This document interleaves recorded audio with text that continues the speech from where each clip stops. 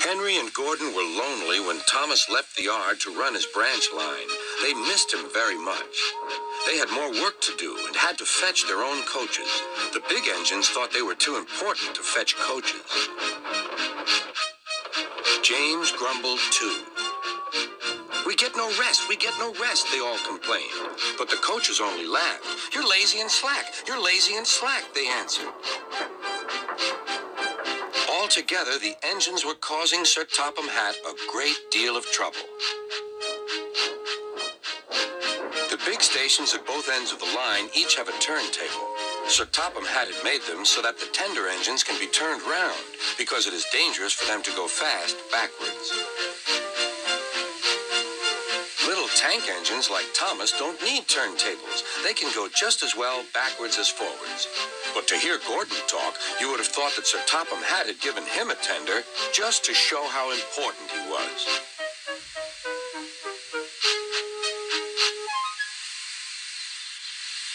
"You don't understand, little Thomas. We tender engines have a position to keep up.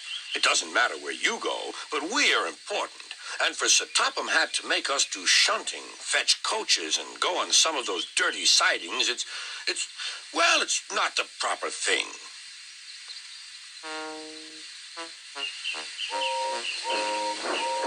Thomas chuckled and went off with Annie and Clarabelle.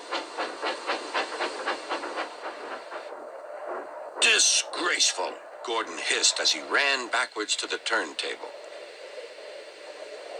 The turntable was in a windy place close to the sea, and if he was not on it just right, he put it out of balance and made it difficult to turn.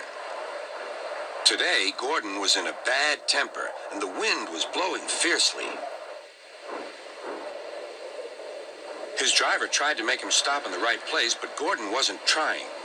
The fireman tried to turn the handle, but Gordon's weight and the strong wind prevented him. "It's no good," they said at last. "Your big tender upsets the balance. If you were a little tank engine, you'd be all right. Now you'll have to pull the next train backwards." "Look," called some boys. "There's a new tank engine." "Oh, it's only Gordon back to front." "Hello," called Thomas. "Playing tank engines? Sensible engine. Take my advice. Scrap your tender and have a nice bunker." Gordon said nothing. Even James laughed when he saw him. "Take care," hissed Gordon. "You might stick too." "No fear," chuckled James. "I'm not so fat as you." "I mustn't stick," thought James. He stopped on just the right place to balance the table. It could now swing easily. Gordon arrived in time to see everything.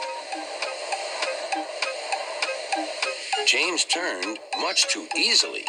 The wind puffed him round like a top. He couldn't stop.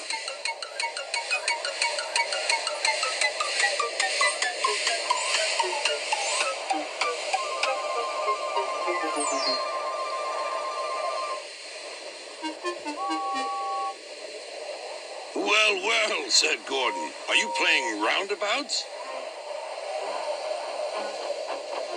Poor James, feeling quite giddy, rolled off to the shed without a word.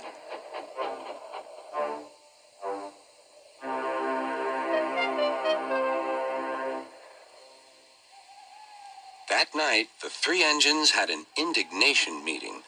"It's shameful to treat tender engines like this. Gordon has to go backwards, and people think he's a tank engine. James spins round like a top, and everyone laughs at us. And to add to that, Sir Topham Hatt makes us all shunt in dirty sidings. Ugh!" "Listen," said Gordon. He whispered something to the others. "We'll do it tomorrow.